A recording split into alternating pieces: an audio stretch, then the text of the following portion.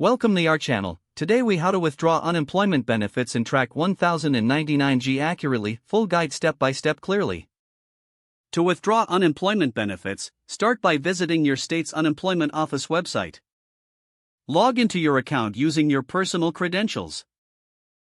If you don't have an account, you'll need to create one by providing necessary identification and navigate to the section dedicated to benefits withdrawals. Select the option for withdrawing your unemployment benefits. Carefully follow the prompts provided on the screen. Make sure to input the desired amount you wish to withdraw.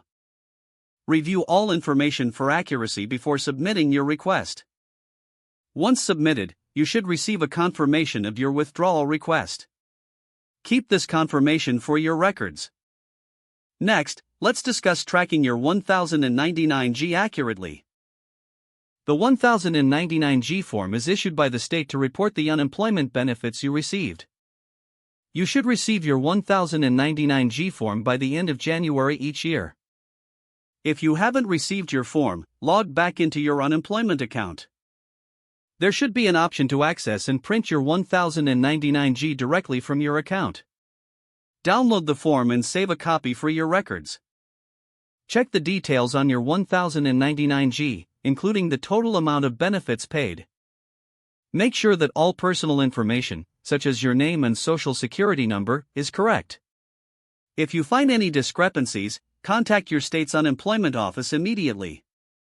Once everything is verified, you can use the 1099G for filing your tax. Keep a record of all documents related to your unemployment benefits in case of future reference.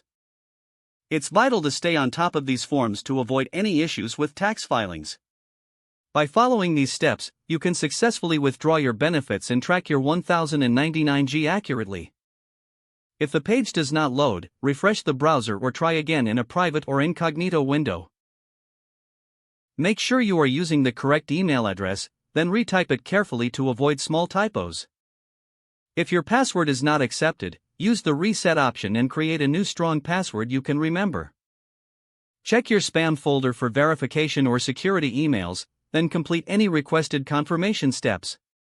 Enable two-factor authentication if available to improve account security and reduce unauthorized access risk. Don't forget to like this video and subscribe to our channel for more step-by-step tech guides.